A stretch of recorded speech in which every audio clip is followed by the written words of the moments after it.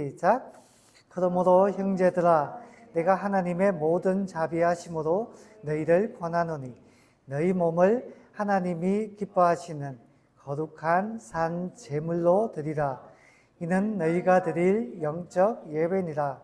너희는 이 세대를 본받지 말고 오직 마음을 새롭게 함으로 변화를 받아 하나님의 선하시고 기뻐하시고 온전하신 뜻이 무엇인지 분별하도록 하라. 아멘. 로마서 12장부터 15장은 그리스도인의 삶에 대해서 소개하고 있습니다. 로마서의 전반부가 교리에 대한, 복음에 대한 설명이라면 후반부는 이 복음의 삶을 어떻게 살아갈 것인가, 그 삶에 대한 이야기입니다. 특히 오늘 본문인 12장은 크게 두 부분, 예배자의 삶과 공동체의 삶에 대해서 이야기합니다. 근데 이 두 가지는 나눠지는 게 아니고 사실은 하나다라고 이야기합니다. 왜 그런지 우리가 한번 살펴볼 텐데요. 먼저 예배자의 삶입니다. 1절 말씀 뭐라고 이야기하죠? 내가 하나님의 모든 자비하심으로 너희를 권하느니 너희 몸을 하나님이 기뻐하시는 거룩한 산 제물로 드리라. 이것이 뭐냐? 영적 예배다라고 이야기를 합니다. 구약시대에는 어떻게 예배를 드렸습니까? 양과 소를 잡아 죽여 각을 떠서 제물로 하나님께 드렸습니다. 그게 구약시대의 예배였습니다. 그러나 신약시대에는 이런 짐승으로 예배를 드리지 않습니다. 왜냐? 예수 그리스도께서 속죄를 이루셨기 때문입니다. 그것을 영단번의 속죄라고 이야기합니다. 영은 영원하다. 단번, 단 한 번의 영원한 제사를 드렸다라는 겁니다. 그래서 또다시 무언가 속죄, 죄를 용서받기 위한 더 이상의 어떤 제사는 필요하지 않다라는 것입니다. 그렇다면 신약의 제사, 신약의 예배는 무엇입니까? 살아있는 제물. 우리를 죽여서 드리는 것이 아니라 우리의 삶을 통해서 주님께 영광 돌리는 것. 그것이 바로 우리의 몸으로 드리는 제사입니다. 근데 우리는 흔히 이런 오해를 할 때가 있어요. 아니, 예배 드릴 때에 우리의 마음이 중요하지 라는 이야기를 많이 합니다. 마음이 중요하죠. 마음 없이 몸만 간다면 이사야서의 말씀에 의하면 마당만 밟는다 라는 표현을 사용하거든요. 성전 깊이 들어가서 하나님을 만나야 되는데 그냥 예배 흉내만 내다가 집에 돌아간다. 마음이 없을 때에 하는 말입니다. 그런데 어떤 사람은 마음만 중요하다라고 말하면서 실제로 우리 몸을 너무너무 소홀히 하는 경우가 있어요. 일단 마당을 밟기 위해서라도 나와야 되는데 나오지도 않고 예를 들어서 집에서 온라인으로 혹은 홀로 예배드리는 경우가 있습니다. 그러나 그것은 하나님 앞에 합당하지 않다라고 생각합니다. 코로나 시절에는 어쩔 수 없는 환경과 여건 때문에 혹은 내 몸이 너무너무 불편해서 어쩔 수 없는 여건이라면 이해가 되지만 이런 몸이라는 것은 마음을 담는 그릇입니다. 마음을 담는 그릇입니다. 하나님은 우리가 우리의 몸으로 예배를 드리기를 원하십니다. 누군가를 돕는 것도 그 사람을 불쌍히 여기는 마음이라는 것은 너무너무 중요합니다. 그런데 실제로 그 사람을 위해서 무언가 아무런 행동이 없다면 그것은 허황된 거예요. 헛된 것입니다. 주님은 말씀하십니다. 우리가 너희들과 너희 몸을 하나님께 드리라. 우리의 삶으로 하나님께 영광 돌리라 라고 이야기를 합니다. 그것이 영적 예배라고 해요. 자, 여기서 영적 예배라고 하는데 이 영적이라는 말 헬라어 기억하십니까? 로기코스라고 하는데 무슨 뜻일까요? 받으실 만한, 합당한 이런 뜻입니다. 자, 우리의 몸으로, 우리의 삶으로, 우리의 행동으로 드리는 그 예배가 하나님께서 받으실 만한 예배다 라고 이야기를 하는 것입니다. 거룩한 삶으로 드리는 예배가 하나님께서 기뻐하시는 예배라고 이야기합니다. 자, 그렇다면 이와 같은 받으실 만한 예배는 구체적으로 어떻게 드려야 할까요? 구체적으로 2절 말씀 같이 한번 읽어볼까요? 시작. 너희는 이 세대를 본받지 말고 오직 마음을 새롭게 함으로 변화를 받아 하나님의 선하시고 기뻐하시고 온전하신 뜻이 무엇인지 분별하도록 하라. 자, 크게 세 가지로 정리할 수가 있습니다. 첫 번째는 뭔가요? 이 세대를 본받지 말라. 여기 본받아라는 말은 헬라어로 스케마라고 하는데 외적인 것을 이야기합니다. 변화를 받아라는 말은 모르페라고 하는데 내적인 내용을 뜻합니다. 자, 세상의 어떤 화려한 겉모습, 자랑하는, 지난주에 배웠죠? 육신의 정욕과 안목의 정욕과 이생의 자랑. 세상에 그런 화려한 겉모습, 외적인 모습, 그런 것은 본받지 말라라고 이야기합니다. 어떻게 하면 영적 예배를 드릴 수 있는가? 첫 번째, 세상을 본받지 말라. 본받지 말라. 하나님은 성경 전체를 통해서 세상을 본받지 말라라고 이야기합니다. 우리에게 거룩을 요구해요. 거룩하려면 세상과 분리되는 것이 필요해요. 분리되는 것. 다른 말로는 구별되는 것이 필요합니다. 구약시대에는 가나안 사람들의 풍속을 본받지 말라라고 이야기했습니다.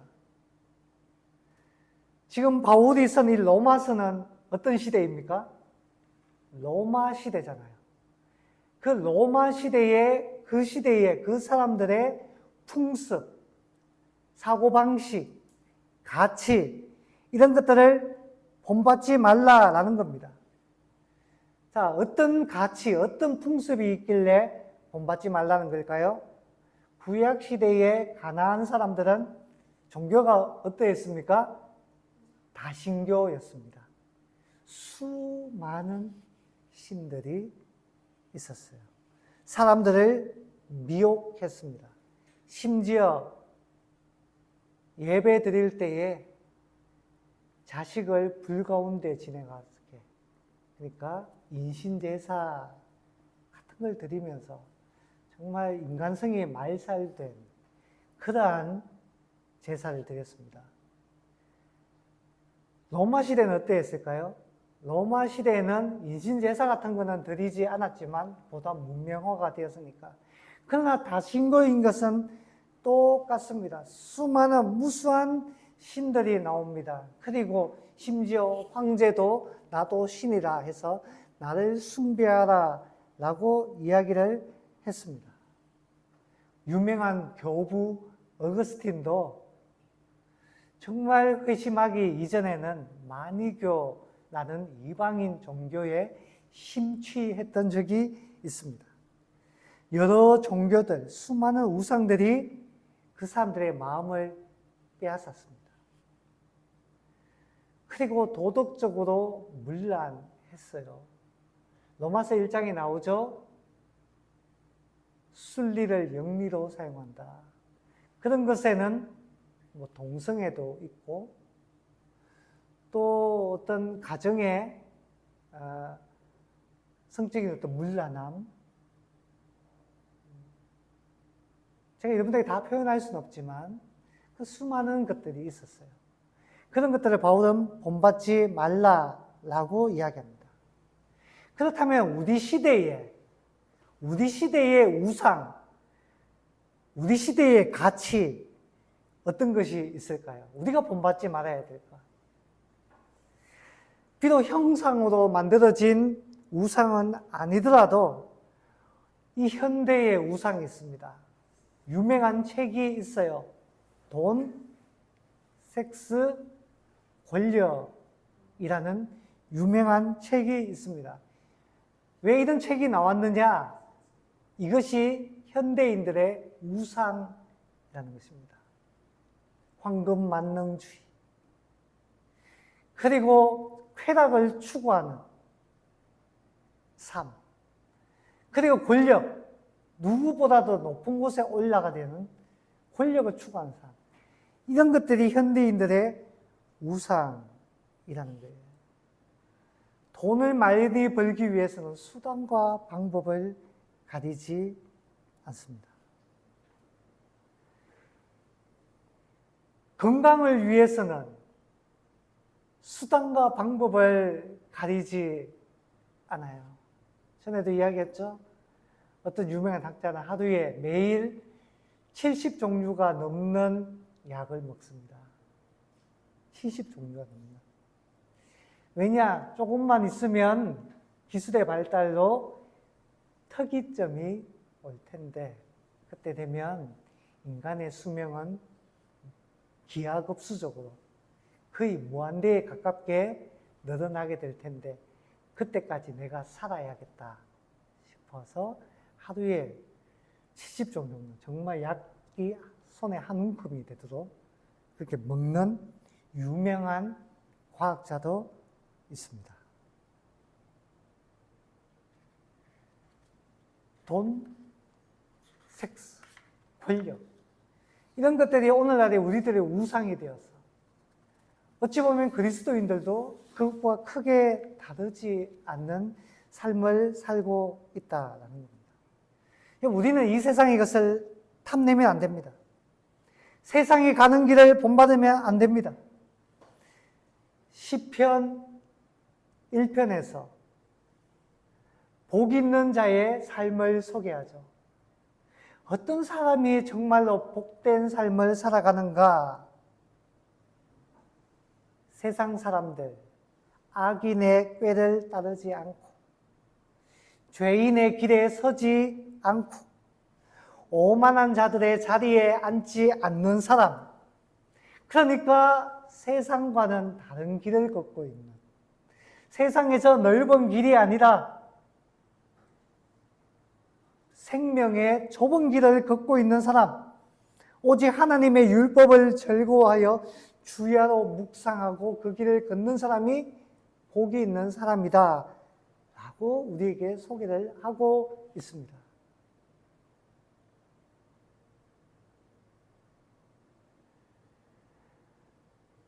아브라함이 가나안을 떠나고 하란을 떠날 때에 믿음의 조상 이 아브라함과 함께 하는 사람이 있어요.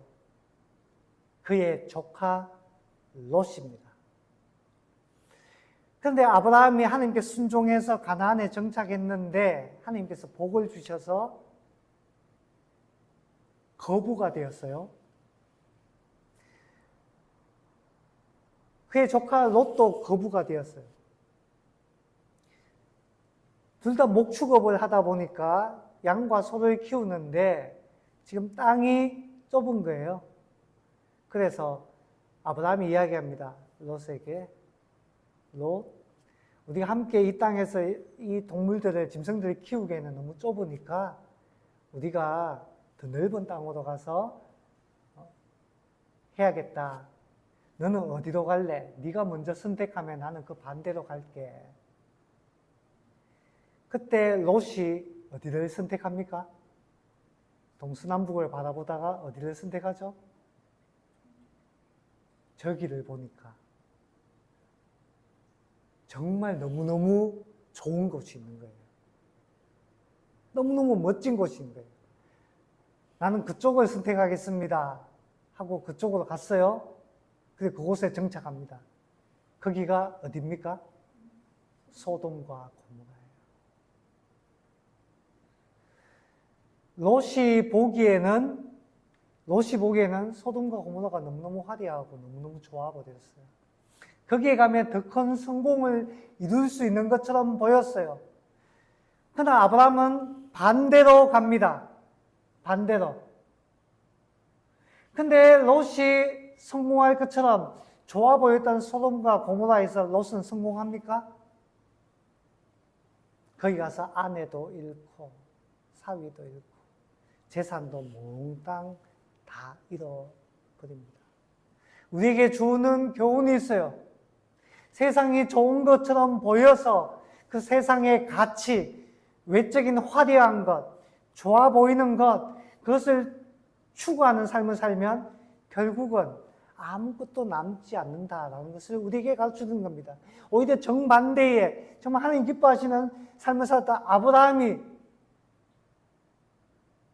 결국 하나님께서 주시는 은혜와 축복을 받는다라는 거예요.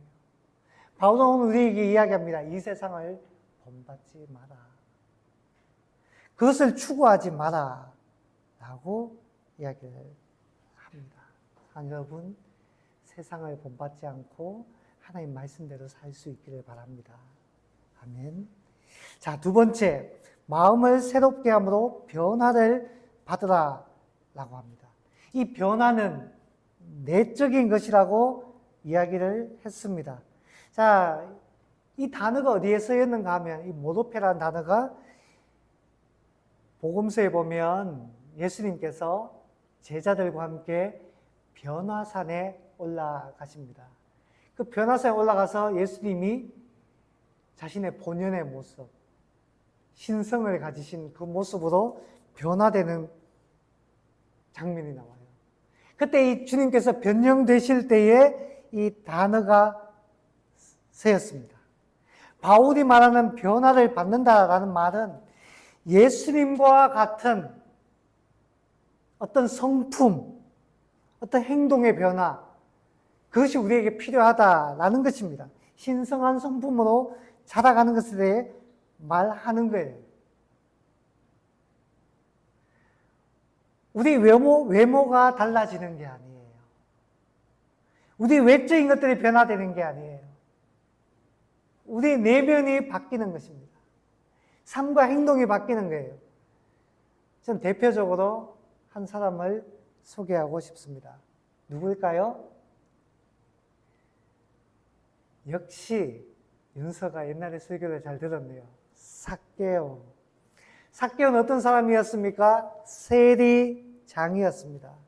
당시에 세리는 세금을 거두는 세무 공무원이었어요.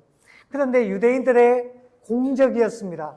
왜 공적이었을까요? 로마의 지배를 받으니까 세금을 걷어서 로마에 바치는 일을 하니까, 그러면서 그 가운데 중간에 착복하는 사람들이 있었으니까 이 세리는 유대인들이 정말 신뢰했던 인물입니다. 그 우두머리가 삭개오예요. 그런데 이 삭개오는 돈은 많았지만, 부유했지만 한 가지 아쉬운 게 있었어요. 키가 작았어요. 키가 작았어요. 그래서 예수님이 오신다는 이야기를 듣고, 예수님 이야기를 듣고 예수님 만나보고 싶은데 사람들이 우르르 몰려 있는 거예요. 자기가 앞에 나가려고 하니까 사람들이 끼워줍니까? 미움을 받는데. 뒤에 서서 키라도 크면은 이렇게 해가지고 예수님 볼 수 있을 텐데 키가 작으니까 예수님 볼 수가 없는 거예요. 그래서 어떻게 했습니까? 돌감람나무 위에 올라가가지고 예수를 바라보는데, 여러분, 나무 위에 올라가서 그 어른이 나무 위에 올라가서까지 주님을 맞이한다는 것은 어떤 의미입니까? 주님을 향해 어떤 마음이 있는 겁니까? 주님이 너무너무 보고 싶고 주님이 너무너무 좋은 거예요. 근데 그 삭개오를 주님이 보셨어요. 내려오라. 내가 네 집에 거해야겠다. 라고 하니까 삭개오가 신이 났습니다. 수많은 사람들은 자신을 다 거절하고 거부하고 싫어하는데 예수님이 자기를 좋아해 주시는 거예요. 사람은 자기를 좋아해 주는 사람을 좋아하게 되어 있어요. 내가 누군가로부터 사랑받고 싶다. 내가 먼저 그 사람을 좋아해 주면 됩니다. 그 사람이 관심을 가져다 주면 되는 거예요. 오늘 목사님이 설교 시작할 때 그렇게 마음이 아팠던 이유 중에 하나가 우리를 아껴주고 좋아해줬던 분이 돌아가셨다는 이야기를 들으니까 참 마음이 더 아팠어요. 삭개오는 너무 좋은 겁니다. 예수님이 자기를 좋아해 주니까. 너무너무 좋은 거예요. 그래서 삭개오 주님을 모시고 이렇게 이야기합니다. 제 전 재산의 절반을 가난한 사람을 위해서 나눠주겠습니다. 벌써 변화가 일어난 거예요. 변화. 그리고 이야기합니다. 내가 누군가로부터 빼앗은 것이 있다면 갚아주겠습니다. 몇 배로? 4배로. 왜 4배인 줄 아세요? 율법에 하나님 말씀에 누군가에게서 뺏었으면 4배로 갚으라는 말씀이 있거든요. 그러니까 삭개오가 이 4배로 갚는다는 이 말씀은 뭔가 하면 이제부터는 정말 하나님의 말씀대로 살겠습니다. 라고 이야기를 하는 겁니다. 변화가 일어났어요. 잘 기억하세요. 삭개오 키가 커졌습니까? 예수님 믿고. 얼굴이 잘생겨졌습니까? 그런 게 아니에요. 그래서 외적인 변화가 일어난 게 아닙니다. 바울은 이야기합니다. 하나님 말씀하세요. 너희가 변화를 받아. 그것은 내적인 변화, 우리의 삶과 행동의 변화, 생각의 변화를 이야기합니다. 이야기하잖아요. 절반의 재산을 나눠주겠습니다. 그리고 말씀대로 살겠습니다. 하나님은 우리에게 말씀하세요. 그런 변화가 우리에게 필요하다. 이 변화는 마음에서부터 시작됩니다. 이와 같은 변화를 칼 바르트는 위대한 소요라고 했습니다. 소요를 다른 말로 말하면 폭동이라고 말할 수 있습니다. 세상을 뒤집는 것, 그게 소요고 그게 폭동이잖아요. 그런데 위대한 말이라는 단어가 붙었어요. 뭔가 하면 나의 내면 세계, 온갖 세상의 가치, 육신의 정욕, 안목의 정욕, 이생의 사랑, 그런 것들로 가득 찼던 나의 내면의 폭동이 일어나는 겁니다. 뒤집어지는 거예요. 하나님의 말씀으로. 나의 딱딱하게 굳었던 그 마음밭이 갈아엎어지는 것입니다. 마치 예수님께서 성전에 들어가셨을 때에 성전에 거룩하지 못한 것들로 성전이 가득 차 있었어요. 뭡니까? 장사치들로. 양과 염소를 팔고 사람들의 돈을 빼앗아서 거짓으로 일삼는 그 장사치들이 성전에 가득 찼을 때 주님께서 그 상을 뒤집어 보시고 채찍으로 그 장사치를 몰아내었습니다. 성전을 청소해서 원래 성전의 가치를 회복하도록. 우리가 하나님의 성전이잖아요. 그런데 우리 안에 어느샌가 세상의 가치들, 기준들이 가득 들어와 있습니다. 뒤집어 엎어야 돼요. 갈아엎어야 됩니다. 쓸어버려야 돼요. 내쫓아야 됩니다. 여러분, 내적인 변화는 적당한 타협이 아니라 근본적인 변화를 뜻합니다. 세상에서 하나님께로 완전히 돌아오는 것입니다. 자, 여러분, 저와 여러분에게 이와 같은 내적인 변화의 역사가 일어나기를 소망합니다. 세 번째, 하나님의 뜻을 분별해야 됩니다. 하나님의 뜻. 이 하나님 뜻을 제대로 분별하려면 여러분, 우리 안에 변화가 없으면 하나님 뜻이 뭔지 잘 몰라요.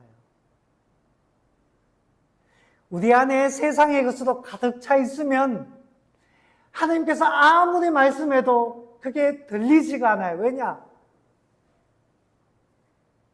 내 안에 세상으로 가득 차 있기 때문에. 그런데 우리가 변화가 일어나면, 세상을 본받지 않고 변화가 일어나면 하나님 말씀이 들리기 시작합니다. 자, 여기서 말하는 하나님의 말씀은 뭔가요? 하나님 뜻은 뭔가요? 많이 있습니다. 많이 있어요. 그런데 첫 번째가 무엇이냐? 어떻게 아름다운 공동체의 삶을 살 것인가에 대해서 말씀하십니다. 3절 이하에 나오는 내용이에요. 하나님 뜻이 무엇이냐? 공동체를 아름답게 가꾸어라 라는 것입니다. 자, 그 공동체를 아름답게 가꾸기 위해서 뭐가 필요하냐? 첫 번째가 은사를 잘 사용하라 라는 내용입니다. 3절부터 8절에 있는 내용입니다. 자, 하나님께서 우리 각자에게 주신 은사가 있어요. 하나님의 은혜의 선물, 우리 각자에게. 근데 하나님께 주신 그 선물은 무엇을 위해서 사용해야 되느냐? 나 자신의 유익보다는 함께하고 있는 공동체의 유익을 위해서 사용해야 된다라는 것입니다. 자, 어떤 은사가 있나요? 예언하는 은사, 섬기는 은사, 가르치는 은사, 위로하는 은사, 구제하는 것, 다스리는 것, 긍휼을 베푸는 것. 제가 보기에 여기에는 다 은사가 있어요. 특히 우리 박윤아 학생에게는 가르치는 은사가 있어요. 근데 그 은사를 담고 있는 것 같아서 안타까울 때가 있어요. 우리 모두에게는, 어떤 분에게는 긍휼히 여기는 은사가 있어요. 긍휼히 여기는 은사. 어떤 사람에게는 구제하는 은사가 있어요. 어떤 사람에게는 위로하는 은사가 있어요. 어떤 사람에게는 그것을 질서 있게 잘 다스리는 은사가 있어요. 각자에게 주어진 것, 그것을 가지고 집을 세워야 됩니다. 교회를 세워야 됩니다. 여러분들 학교와 여러분 사회에서 그 공동체를 세우는 일에 쓰임받아야 돼요.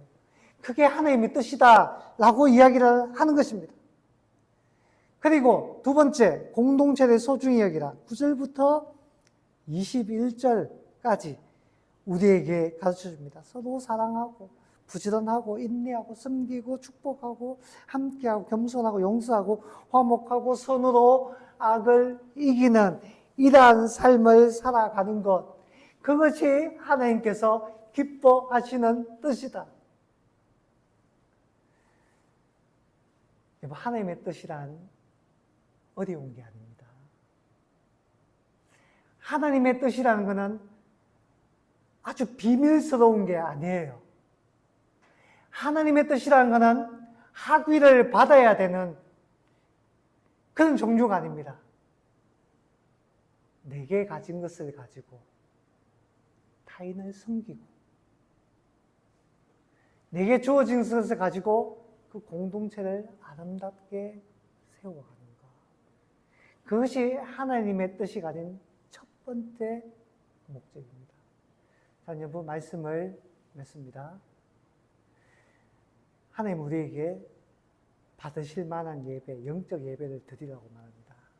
그것은 세상을 본받지 않고 변화를 받아 하나님의 뜻을 분별하는 삶입니다.